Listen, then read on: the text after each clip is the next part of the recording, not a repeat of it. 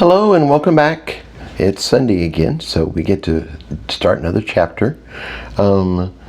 Today we have, Bermuda's just leaving the room. Anyway, his tummy is a little upset, so he is kind of moving slow and looking kind of pitiful today. And actually nobody's got the window. The girl's sitting over here on the chaise, so anyway, there you go. That's the way it is. Life in the cat house. Okay, so this is one of my favorite chapters, and I'm really excited. It was a blast to write it. It's fun to read it for you, and I really hope you guys enjoy it. Okay, so I'm going to start a little bit from last chapter just because it picks up right after that. So, all right, here we go.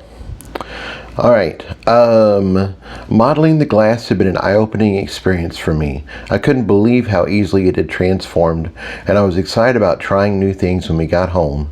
I didn't feel anything more than that, though. "Where is Bermuda?" Sandy interrupted, looking around. "He's in the field," I said, gesturing behind me. "I think he's chasing bugs. I'm just letting him run and get all that young energy out of his system." "You aren't afraid the bugs are going to get him?" Sandy's eyes looked extra wide for some reason. "I don't think so," I shrugged and looked over my shoulder to see what she was looking at. There was a giant dragonfly at least 3 feet long, lifting Bermuda into the air. All right, and now, here we go. Chapter 21, Hedges. I freaked the hell out. I found myself screaming at the top of my lungs and running like a madman through the tall grass. I was just acting on instinct. Nobody flies away with my baby. The dragonfly turned to face me. His globular eyes regarded me in cold insect fashion. Then it turned and started flying towards the trees, Bermuda still dangling below. "Follow them," I yelled at my surfer dudes. "Attack! Do something!" Why the hell hadn't they warned me? They'd been spread out and looking for danger, and this was clearly the definition of danger. I was sprinting at top speed as both CL and NL raced past me. 2 legs cannot equal the power of 4. They were bellowing the warbling war cry of their people. I was deadly afraid the dragonfly would go all the way up in the air where we couldn't reach him and fly away to its nest, where Bermuda would end up as some sort of larva snack. I didn't really know much about dragonflies, but this could not be good. Fortunately, it seemed like the giant insect was headed towards the trees. Maybe it had a nest there. The trees weren't that tall, so we should be able to rescue Bermuda. And besides, I'd seen Bermuda jump at least 8 foot when he was playing, so jumping down shouldn't be a problem for him. My hope changed to fear again when the trees shifted and all their little branches pulled back into the main trunk. That didn't seem normal. Then they turned to us and long arms appeared. Holy crap, they were alive! The enlarged dragonfly reached the top of the tallest tree and dropped Bermuda. That must be where it had its nest. Alive or not, I was going to chop that tree down to size.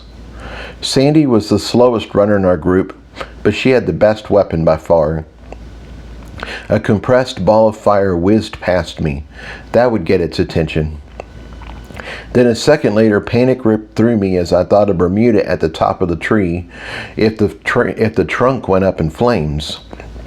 "Don't burn Bermuda," I hollered back to her, although I didn't stop running. "Don't worry," I heard her panting behind me. "I won't. I can turn off the fire when I need to." But Sandy's fireball never landed. It got close to the trees and then ran into a shield. Seriously? These damn trees could do magic too? That didn't seem fair. There were several trees, I'm not sure how many, maybe 20 or so, and they started bunching up together. It was weird watching them move. Their roots appeared to be doing all the work as their trunks just glided along. When they grouped tightly together, they linked arms, causing a much stronger shield to spring into being. It was different shades of green layered over each other, and I didn't need my magic sight to know it was thick as hell. CL reached the trees first, and he skidded to a stop just outside their wall. He battered the shield with his fist, but it just bounced back. CL's effort didn't appear to have done any damage. NL arrived next and had the same problem. She was a mage, but she had no idea how to do magic yet, so she stood by anxiously, ready to support whoever could figure the shield out. I arrived next and started examining the barrier with my magic sight. It was about 2 feet thick and made up of different layers woven together. It reminded me of what I'd seen with NL's core, but it wasn't neat like that. Instead, it looked more wild. It wasn't woven together, it was grown together, like a bunch of vines. Together, the vines formed a dense but flexible barrier. This was going to be a bitch to get through. "Hang in there, baby," I called. "Daddy's coming." Bermuda appeared over the head of the tallest tree. He sat down, draped his paws over the edge, and looked around the field. He seemed totally unconcerned with the danger he was in. Stupid cat. Silly, stupid cat. I would do anything to kiss his stupid face again. The huge dragonfly alighted beside him. They looked at each other and then looked at us. Maybe he'd already been stung with some sort of poison. Maybe it made him lethargic and ready to have the larva laid inside him. Maybe it wanted to keep Bermuda alive, like in Aliens, where until the young dragonflies burst out of his chest. That was not going to happen. Sandy arrived next, and she wasted no time laying on the fire. She slapped both hands on the shield and cut loose. The shield just shrugged it off like, "Meh, is that all you got?" That pissed her off, so she upped the ante. I saw John's shades of gray mix with her orange fire, and the heat level went up by a factor of 10. She wasn't tapping into just fire, she was tapping into lava, the heat of the earth. The shield wasn't able to shrug that off so easily. It didn't make a hole like I was hoping, but the outer layer wavered. Now Sandy had its attention. It was my turn. "Red, get your team together," I said to my gem cells. "We're going in." "Oh, this is so exciting," Red exclaimed. I think he was missing the point of what we were doing. This was a rescue mission, not a ride through the park. "What I want you to do is take the magic of the shield and distribute it along the hexagonal network." I put the plan together quickly. Gem cells that touch the shield should absorb its power. Gem cells at the elbow end of the gauntlet should vent the power. Hopefully we can drain this sucker. I got back a chorus of happy affirmatives. I wasn't sure this was going to work, but I'd adjust my strategy on the fly if needed. I slapped both hands on the shield and turned my gem cells loose. The strategy worked. It worked really well. The gem cells grabbed the power of the shield just like they would if they were trying to deflect an incoming spell, and conducted the power along its silver and copper vine network to the rest of the cells. Once the green magic got clear of the shield wall, they pushed the power out again in the form of light. My forearms lit up like the world's brightest Christmas tree. People couldn't see my gem cells, but they could certainly see the colored light they were giving off. Now I knew it worked. I kicked it up a notch. Everything seemed to still be working, so I kicked it up yet again. My gauntlets were shining so brightly, I had to close my eyes. Then it happened. The outer layer of the shield wall fell.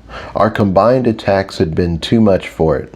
I looked over at Sandy, who nodded. She was ready. We stepped forward and tackled the next layer. This layer seemed to be more resilient than the first. I watched Sandy's fire with my magic sight, and it was spreading along the outside rather than getting a solid bite like it had with the first one. The growth of this layer was denser, and as a result it was conducting Sandy's magic over a much larger area.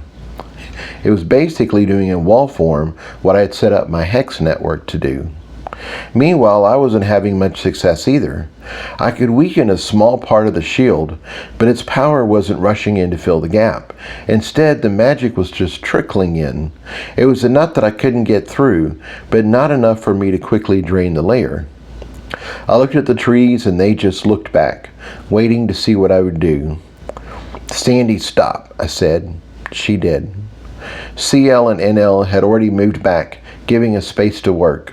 All that light and heat was a lot to handle. It looked like they were ready to move forward again, but I motioned for them to stay where they were. Sandy didn't have unlimited power, and neither did I. My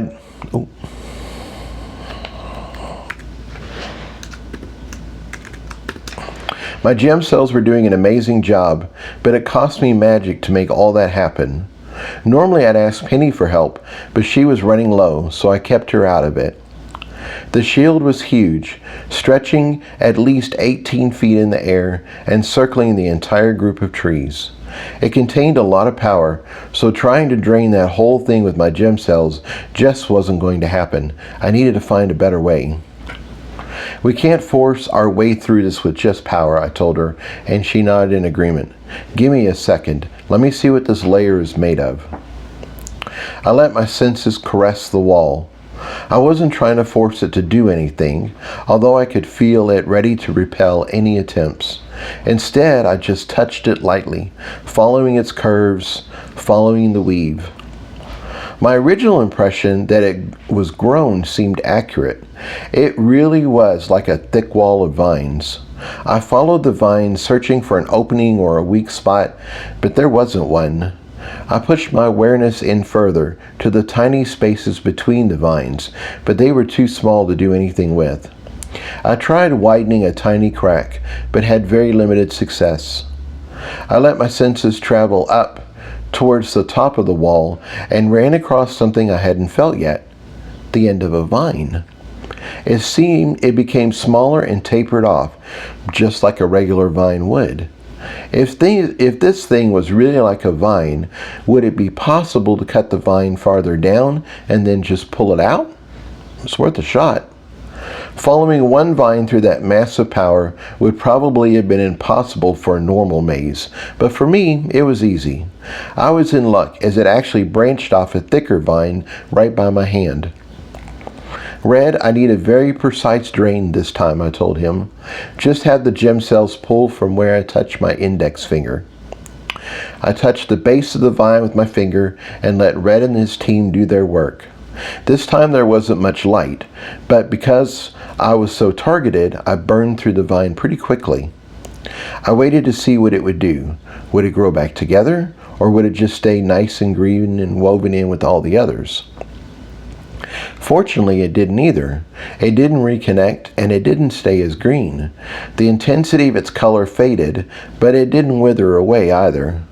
I grabbed the severed end of the vine and pulled. It flexed easily, but it didn't come out. It was still too woven in with all the other strands for it to come loose. Sandy, can you see what I'm holding? I asked her. The vine was about as thick as a pencil, but I wasn't sure how well she could see magic. It looks like you're holding a piece of the wall, she said in surprise. Good, that's exactly what it is. I'm going to let go of it in a sec, as I don't want to get burned. When I do, can you give it just a little bit of fire? Think of it like you're trying to light a rope on fire. I just want to burn the rope, but you want to give enough heat that it keeps burning the whole thing to ash. I can try, she said doubtfully. Ready? I nodded. I asked, she nodded. On 3. 1, 2, 3. I dropped the end of the vine, and she sent out a small flash of power. It touched the vine, and immediately it started falling apart. The best part was, once she got the process started, it continued. It wasn't quick, but that didn't matter. In a little over a minute, the entire vine, all the way to the top, was no more. I looked at the trees, but they weren't doing anything to stop us. They seemed content to watch and see if we could get through.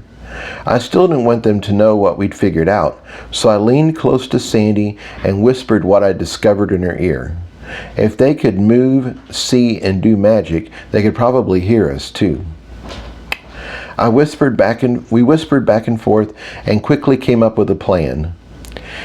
If the end of the vine was at the top and it connected to a thicker trunk as it moved down, that meant there had to be a main trunk for all this power at the bottom. I just needed to find it.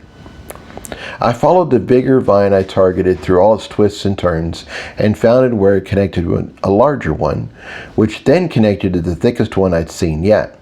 It was about 2 feet off the ground and as big around as a thick pipe. was well camouflaged with smaller vines, and it started going horizontally around the wall. This had to be it. I picked a spot to start working, using my finger to drain away the smaller vines around it. So far, so good. My finger technique was working so well, I figured I'd just keep using it on the main vine. No sense in wasting power. It was a lot more resistant, so I ended up using my other finger as well. It was kind of cool. I felt like I was using my fingers like they were lightsabers. It wasn't quick, but in a few minutes, the vine trunk snapped in two. I stepped back quickly as Sandy stepped forward and hit it with her lava fire. At first, it didn't look like much, like a small glowing spot. Then it started spreading. Soon the entire layer was glowing as her magic ate through the barrier. It was actually kind of pretty as it came apart, and all the little glowy bits caught the breeze and started blowing away. Once a good third of the layer was gone, the integrity of the layer fell apart and it flickered and vanished. One down, several more to go, but at least I knew what to do now. Well, thank you for an interesting and entertaining evening. One of the trees had stepped forward and was now addressing us. It has certainly been educational. We would have thought that there was no way two young mages such as yourself could have taken down one of our hedges, much less two. You are to be commended. The tree couldn't bow, so instead it grew all its little hair-like branches again and swept them back like it was bowing. I looked at Sandy in surprise. This was unexpected. I'd been afraid that once we took down a few layers, they would start fighting back. I never thought they'd address us so politely. I also thought trees should have deep voices with lots of bass and sound old. Instead, it had a high tenor and sounded rather young, like an early Justin Timberlake. My name is Copak Silverleaf, and I am of the House Silverleaf. Translators do not work well for us, and since I'm the only member here that speaks English, I would be honored to communicate with you. To whom am I speaking? House? He was part of a house? That meant they were here for the gathering. No wonder they had shields. They were house mages. Sandy and I looked at each other in shock. They weren't bad guys. They were our fellow guests. Oh shit. Sandy recovered first. My name is Sandy Felton, and I'm the head of House Louisville. She bowed deeply. This is Jason Cole, my companion for the gathering. I bowed deeply as well. It occurred to me that we just attacked another house. We might be in big trouble. Time to play nice. Extra nice. Our other two companions are CL and NL. They are the first mage and natural of their people in many generations, and they are members of House ATAC.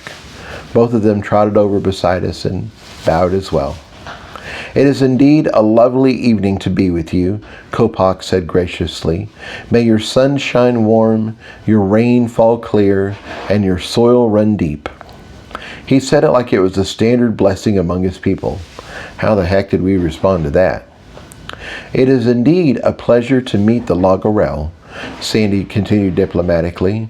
May your magic flow strong, your power be plentiful, and your colors run true. It sounded good, and Sandy mostly kept a straight face, but she stumbled a bit over the last part, which made me think she was pulling it out of her ass. Still, it was a nice reply, and Copak accepted it at face value. Before we continue much further, I wish to formally apologize for not recognizing you and your housemates much sooner, Sandy said. This is our first time in this realm and the first time at the gathering. We were afraid for our companion and reacted in haste. We were much wondering at your approach, Copak replied. His English seemed a bit old school and formal, but it was getting the job done. His little hair branches were standing on end now, which made me wonder if this was the way they showed emotion. Your advance seemed to be full of enthusiasm and passion.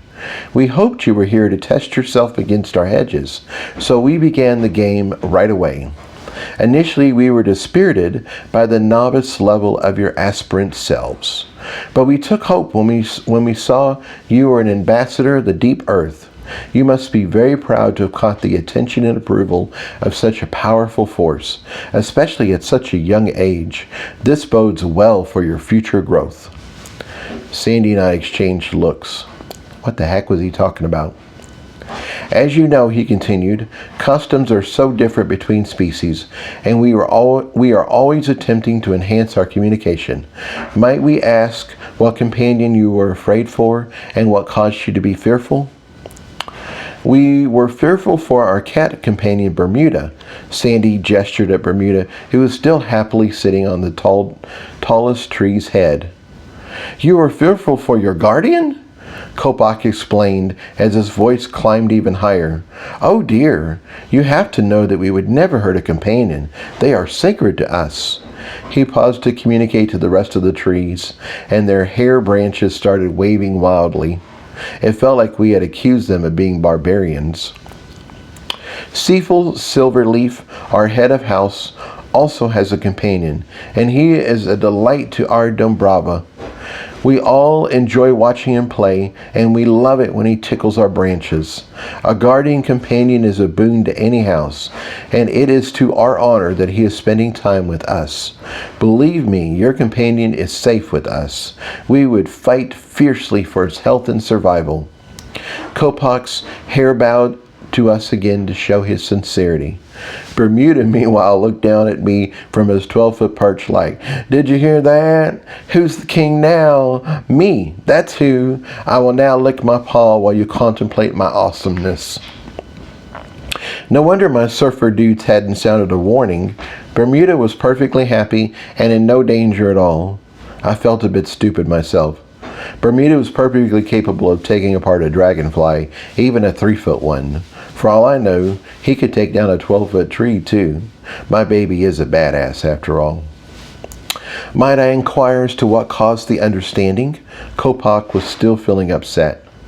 "We looked over and saw the dragonfly pick up Bermuda and fly away with him," Sandy replied. "In our world, that means the flying creature intends to carry its dinner to a safe place and eat it, or feed its babies with whatever it caught." Kopach looked absolutely horrified and hurried to assure us again that Bermuda was in no danger and had never been in danger. The dragonfly was Seafull's companion, and they just wanted to spend time together. Bermuda still had energy to burn, and he was tired of sitting, so he hopped down on Seafull's arm and then jumped the rest of the way to the ground. The dragonfly swooped down too, and soon he and Bermuda were racing through the trees. Before, I would have thought this was a deadly dash for survival, but now I saw for what it really was. They were just playing together. Kopach and Sandy did a few more rounds of apologizing for any perceived harm to Bermuda, and Sandy apologized for us overreacting. We all knew what the other person was going to say, and that it was already okay, but sometimes sincerity requires things to be said more than once. "You must be so proud and happy to have such a guardian." Kopach finally broke the apology cycle. "Might you share with us the moment of your meeting?" Sandy looked at me and I shrugged. There wasn't anything about this story that involved Penny or my soul creations, so it should be safe to tell them. I skipped quickly past the whole golem in the park thing and instead focused on my remnant trying to kill me with smoke and cold. That's when the little bundle of fur had entered my life and saved me in the process. He'd slashed the smoky remnant with his claws and made it back off. I'd made it to the house, and Tyler had taken over from there. Kopach relayed everything to the rest of the trees, who all rustled in excitement at the story, and then came back with a question. "Am I to understand that the guardian is here with you?" This time he was looking at me. "Bermuda is my cat," I nodded. "Are you its caretaker?" He seemed confused. "Surely he has bonded with the ambassador of the deep earth. It would make sense that such an august being would have its own servant." "Aren't all humans just cat servants?" I laughed. I didn't understand that until I had one of my own. I would like to think he's trained me well. The truth is, we take care of each other. I feed him and clean his litter box, and he gives me more love than I deserve. The Doombrava all rustled together again. Have you exchanged magic with the Guardian? This seemed like a bit of a personal question, but we were on our best behavior, so I answered after getting the nod from Sandy. Yes, Bermuda shares my magic. The trees really rustled this time. Then they stopped and all stared at me. Our head of house, the first tree, the shadow of our Doombrava, Kopak announced in a loud voice as the largest tree flowed toward me. Seaful is his name. He hair bowed again, and all of the rest of the trees followed suit. Seaful stopped on the other side of the barrier and regarded me silently. Then he rustled. Seaful would like to know who are you, that you would have a celestial level companion, Kopak translated. Celestial level? There were different types of guardians? I was just happy to have a cat. You've been scratched by an angel, my analytical side quipped in his British voice. Why do I say? I replied back. I can't very well tell them about being a god. You'll just have to wing it, he snickered. Oh, that's really helpful, I shot back. And such an obvious pun, too. Going for the low-hanging fruit, I see. Speaking of low-hangers, I've always wondered what's under an angel's robe. He replied thoughtfully. Do they have sacred underwear, or are they freeballing it? You are no help at all, I snapped. Nope, he replied, but now I realize how much fun it is to be on the snarky side of the conversation. This is great. I think I'm going to give up being the voice of reason and embrace my sarcastic side. He popped out white wings and quick changed into a white robe. He gave me a cheeky grin, then turned to go. When he did, I saw the back of his gown was open, and I got a lovely view of 2 more cheeks. Great, just great. My analytical side was merging with analytic. I snapped back to reality and realized everyone was still staring at me, so I just shrugged. Bermuda likes me, and we are good for each other, I said simply and left it at that. Seaful regarded me silently for a moment, then the rustling started up again. We thank you for your story and your time spent with us so far, Kopak continued. And now we invite you to continue to test yourself against our hedges. You have already broken through 2 of our members, and the others are anxious to see how you will fare against them. How many hedges are there? Sandy asked. 20 total, Kopak replied, 1 for each house member. I quickly counted the trees. There were 20 of them. 20 guests per house at the gathering. That should have been a clue for me too. Oh well. Hindsight is 20/20. Pun intended. Sandy gave me a questioning look. I'm not sure we have enough magic to keep going, I said. I'd hate to test ourselves against their shield, then be too low on magic to defend ourselves if we get attacked again. That is true, she said thoughtfully, then turned back to Kopak. We've already had a few situations at the gathering with another group of houses that are not very friendly to sparks. We can't afford to run low on magic and lower our guard. I'm afraid we must decline it this time. The trees rustled, conferring with each other. Would you please do us the honor of reconsidering? Kopak came back to us. The game of hedges are like regular tournaments to us. It is our pastime, and we spend weeks, sometimes years, testing out subtle changes to our vegetation. I cannot tell you how honored and excited we are to compete against another house. Sandy hesitated, as this was an honest and heartfelt appeal. There are prizes to be won, Kopak said quickly. They are unlike anything you could find in the tournament at the gathering. I know we are very different as a species, but I can promise that you will find them useful and valuable. Sandy looked at me. I could see on her face that she really wanted to keep going, and I did too. If Penny had been full of power, I wouldn't have hesitated, but she had less than 5% capacity and was ready to go to sleep. I wasn't exactly at full capacity either. If we got hit with something like the cobalt slug again, we'd need all the power we could get. I shook my head, but before Sandy could say anything, the head tea turned to Kopak and rustled at him. Seaful Silverleaf will personally restore you to full power if you accept our invitation. Kopak's voice was really high again. I think he was shocked at the guarantee. That sounds wonderful, I said.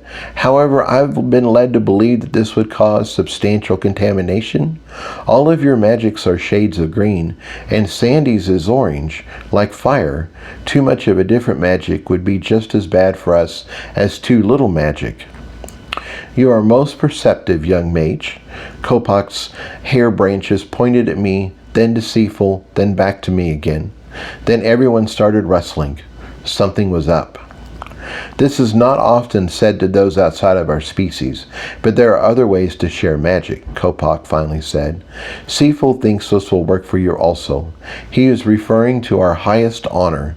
It has been many growth cycles since this has been bestowed, and it has certainly never been given to supernaturals as young as the both of you. Kopak's hair stood on end and started to quiver.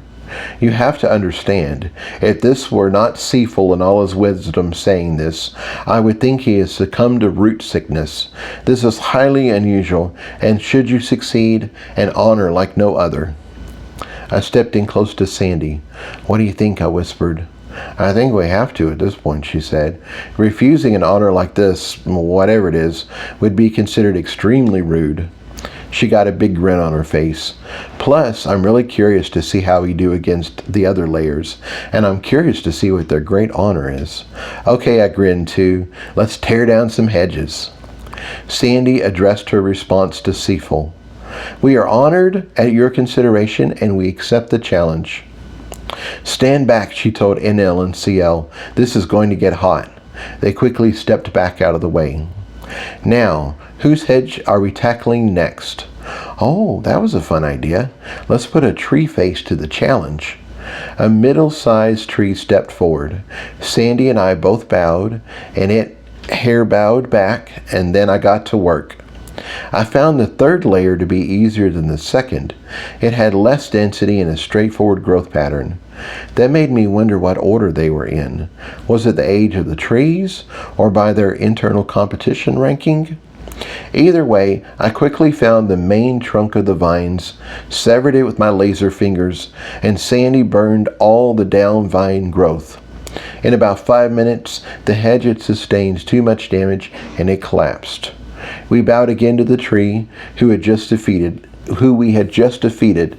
Its hair drooped a bit, so I don't think it was happy, but it bowed anyway and stepped back. On to hedge 4. The next tree stepped forward, and we did another round of bowing again. It was better than 2, but not by much. As we progressed, the hedges got thicker, and the tangle of growth was denser, but the basic idea of a main trunk was unchanged. Because of that, we were able to take them out pretty easily. We got to meet each tree whose hedge we were facing, and they gradually got taller and more mature looking. Every time we bested a layer, the rustling got bigger and bigger. There wasn't any real way to tell, but I got the impression they were rooting for us. Get it? Rooting. We only had 5 hedges remaining before I ran across something new. I found the main trunk and severed it, but before Sandy could burn it, the trunk healed itself. I gave the tree we were facing a second bow to let him know I appreciated this upgrade. Then I severed the trunk again. This time I stuck my hand between or around the end and sucked its power away when it tried to reattach. Sandy was much quicker too, and it wasn't long before the hedge burned and collapsed. The next 3 were also like that as they tried to actively heal themselves. The second to last hedge tried to actively fight me. The vines quickly grew around my arms and tried to pull me away from the main trunk. Unfortunately for the hedge, my hands and wrists were covered in gem cells, so they just turned on and sucked the magic right out.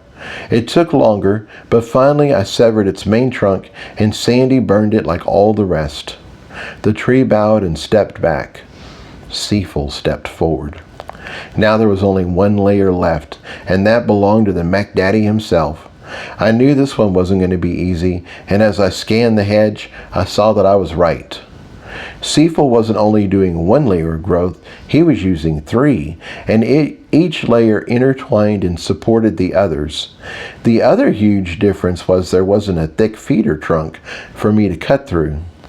Seafowl towered over us, and I should have been intimidated, but I wasn't. I love to figure things out, and this was turning out to be a fun challenge. I'd used more power than I'd intended, but I was still at a healthy level. Sandy said it was the same for her. Before, the other trees had been completely silent as we worked, but this time the rustling never fully died down. We'd made it to the final round, and they were obviously excited at the matchup. This event needed an announcer to really hype it up. In the green corner, weighing in at 2 tons, towering over 12 feet tall and backed by at least 1,000 years of experience, we have the head of House Silverleaf. My imaginary crowd went wild. And his opponents in the red corner, weighing in at a combined weight of almost 300 pounds, standing tallest at 5'10", and backed by almost 74 years of experience, it's House Louisville. My imaginary crowd went wild again. Sometimes it's so much fun in my head. It's a crazy place, but it's certainly entertaining. I told Sandy what I was seeing about the hedge, not the announcer, and that this was going to take a bit longer. Then I sank my awareness fully into the tangled mess and started figuring it out. I saw lots of vines branching out again and again, but nothing really jumped out to me as the main feeder for them all. The way the layers were intertwined made it very difficult to follow what was going on. Seafowl had built a hell of a hedge. Any ideas? I asked my analytical side. Well, clearly the way you were figuring out the other hedges isn't going to cut it here. Then he laughed. Get it? Cut it? I groaned mentally. Oh God, that was awful. If you're going to do puns, at least be good at them. You're just jealous because you didn't get to it first, he snickered. I had to admit he was right. I think I like my old analytical self better, I sighed. Now, back to the problem at hand. How do I solve this layer? Do you see any vines actually merging into other vines, he asked. It's tough to tell, I replied. The vines aren't growing upward like the other hedges. They're growing down as well as to the left and the right. There's a lot of branching going on, but I don't think I've seen a vine split away from another one and then join back in again. If they're always branching out, then there has to be a main trunk, just like all the others. He's just gotten a lot better at hiding it. That made sense. I was starting to think he'd replicated something like the vines in my gem cells, but they weren't coming from one source. Each gem cell had 6 supporting helpers, so there was always 6 ways to distribute power. Even if a gem cell was destroyed, it would be easy for the power to route around it. Seafowl had camouflaged the setup very well, but it had to still be based on a growth pattern, which meant it still had the same weakness. I just had to find it. Try doing something other than looking, my analytical side suggested helpfully. You call it your magic sight, as you use that the most, but you really have all the magic senses you can use. Oh, that's an excellent idea, I told him. He smiled happily. As soon as I broke out of the mindset of sight, it all fell into place. Touch and taste immediately gave me the story. Some vines felt squishy and tasted bland. Others felt more solid and tasted very green, sort of like eating lettuce and then eating spinach. Spinach just tastes more green. Seafowl had figured out how to pack a lot of magic into the same space, thereby making his trunk the same size as all the other vines. That's why it was so hard to find. It still needed to carry a lot of power, though, and that's where my taste and touch came into play. As I followed his growth around, I realized something else. He wasn't relying on one trunk. Instead, he had 3. That made sense, as he was weaving 3 layers together as one. Once I had everything figured out, I pulled Sandy close and whispered the update in her ear. We were going to have to move very quickly, as I was sure all of his vines would attempt to heal and defend themselves as well. As soon as I started cutting the first trunk, the hedge exploded in activity. The trunk tried to squirm away, and the other trunks tried growing new vines quickly in an attempt to cover it and deny access. Sandy could sense some of it, so she started doing very small targeted strikes, burning the new growth back.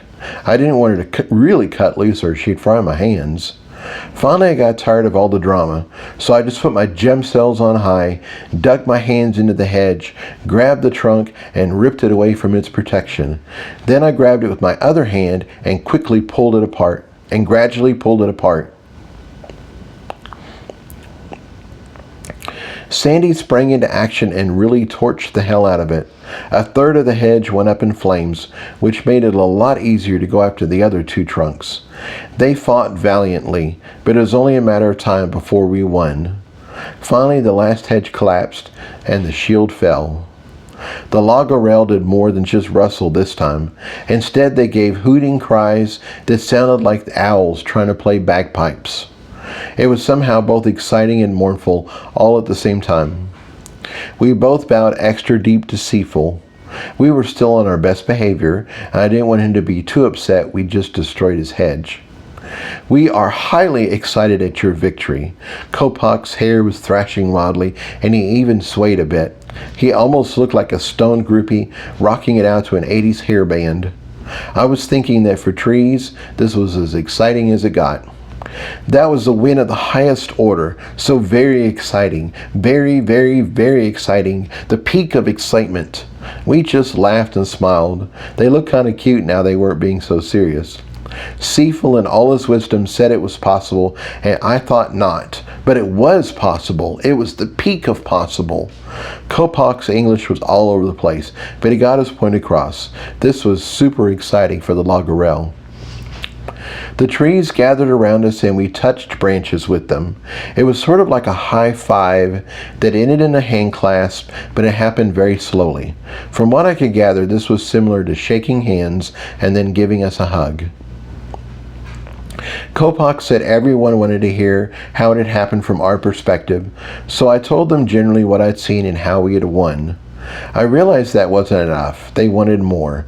So I went over every hedge layer we'd faced and found something to compliment about it. They ate that up. Every tree got their moment in the spotlight and was remembered for something they did well. This worked wonderfully for our diplomatic relationship, and it also took the spotlight off what I'd done with the gem cells. I talked about my sight, of course, but I didn't mention my gauntlets once. Instead, I passed all the praise for actually dismantling the hedge to Sandy and her fire. Bermuda finished playing around and decided he wanted to be the center of attention. He pawed at me to pick him up, which I did, and then all the trees focused on him. They grew their little hair branches and tickled his fur, which he loved. He smacked the branches in fun and even chewed on a few of them. I was afraid they'd be upset, but they thought that was the cutest thing. Eventually got tired of all the attention, climbed into the backpack, and looked out over my shoulder. Finally, all the excitement died down a bit, and Seafull Silverleaf stepped forward. He started rustling, and Kopak began translating. Thank you for playing the game of Hedges with us today. Your insight was instructional, and your success was unprecedented. The House of Louisville and the events of tonight will be remembered in our history. Because of this, you have earned our highest honor and our greatest treasure, the mark of the Lagarelle. All of the rustling stopped. Only the hairs on the trees quivered. I had no idea what this was, but clearly they thought it was a big deal. We must have looked really confused because Kopak hastened to give it some context. The mark of the Lagarelle is the condensed magic of our people. It resides within your aura, similar to what you know as the bank stamp, but instead of taking magic, it gives it. This magic is the power of nature, attuned to all that grows, dies, decays, and sprouts again. It has only been bestowed upon the non-Lagarelle 6 times in the last 1,000 years. Tonight, you will be 7 and 8. By receiving the mark, you will become one of us, even though you will still be human. Seafull rustled a bit. Ah, yes, Kopak continued. The mark of the Lagarel will be like a seed. Its powers start out small and new, much like yourself. As you feed it, it will grow, and its powers will also grow to serve you. The abilities change depending on the affinities of the supernatural, but the most common results are faster healing, increased magical capacity, faster magical recovery, being at home in nature, balancing force, and resilience. Listen to your mark. Commune with it. Share in its magic. You will find that a whole new world of power and possibility will open to your human senses. Sandy and I shared a look and smiled. That was one heck of a prize. I was really curious to see how it would react and grow for someone like me. Some of the things it could do were redundant. I already had tea for healing and penny to increase my magical capacity, but a backup system never hurt. I really liked the idea of being at home in nature. I'd always been a city boy, but since I discovered the park in front of our house, I started to realize just how relaxing and rejuvenating nature can be. I especially felt close to the trees, so surely the mark of the tree people would bring that out even more? I could only hope. As for Sandy, this prize was even better. If she'd had this mark before she got kidnapped by Isabel, she could have magically recovered a lot faster. Plus, physical healing and better magical capacity could be a real bonus. Seafool started with Sandy. He began humming on his own first. Then one by one the other trees started humming with him. A small branch grew out of his chest, and a tiny seed grew on the branch. It was only about the size of a pumpkin seed, and I thought it would grow bigger, but instead it got packed full of magic. More and more magic flowed into it, and eventually it started shining like a little star. I thought that would be all, but magic kept flowing, and the star became brighter and brighter.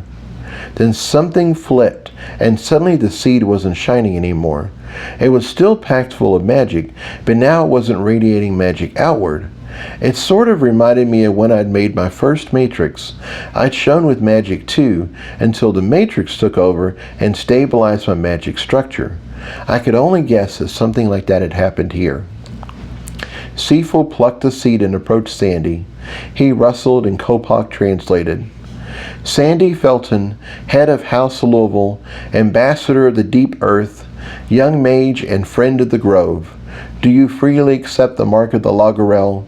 Do you promise to shine on it with your regard, to nourish it with your magic, to share in its gifts, and to let it contribute to your life? Wow, that sounded serious. That was a lot more than just, here you go, nice to see ya. Sandy took the honor seriously too. She paused, absorbing what he'd said. Then she replied, I do. Then receive this day the mark of the Lagarel. Seafool reached forward and placed the seed gently against her skin at the top of her chest. When he pulled back, the seed was gone, and Sandy had a very surprised look on her face. Nothing was said, but for a few minutes they just stared at each other. Clearly something was going on, but I wasn't sure what. Sandy looked happy though, really happy. Her eyes shone in wonder, and she seemed both calm and excited at the same time. Then Seafool reached forward again and touched the same spot. Sandy took several deep breaths, then she stepped back. She smiled at us serenely to let us know that everything was okay. Jason Cole, please step forward, Kopak commanded loudly. I stepped up to where Sandy had stood as Seafool stepped back into the center of the trees once again. Once again he started humming, and gradually the others joined in. I felt the weight of something watching me. It wasn't Mother Creation, and it wasn't the Allrune. I knew what they felt like now. It was something else. Once again the sounds of the woodland chorus filled the air, and magic flowed into the new seed. It grew brighter and brighter until it changed, and it didn't shine anymore. Seafool plucked the tiny seed and stepped forward. Jason Cole, housemate of House Louisville, guardian companion, young mage and friend of the grove, do you freely accept the mark of the Lagarel? Do you promise to shine on it with your regard, to nourish it with your magic, to share in its gifts, and let it contribute to your life? I felt the weight of regard increase. Something or someone much bigger than me was watching this moment. It wasn't even close to the scale of the All Rune, but still it was pretty big. I do, I said firmly. I felt a sense of satisfaction from the watcher. Whoever, whatever it was, it felt friendly, and it very much wanted me to have this gift. Then received this day the mark of the Lagarel. Seafool reached forward and placed the seed gently against my skin at the top of my chest. It sank into my skin, into my magic, and suddenly Penny was there, eyes blazing in fury, Athena battle outfit on. "Intruder!" she cried, and started to attack. And that ends our chapter. I hope you had a wonderful time. And, oh God, next chapter is amazing too. So anyway, enjoy, have a lovely week. See you guys next week.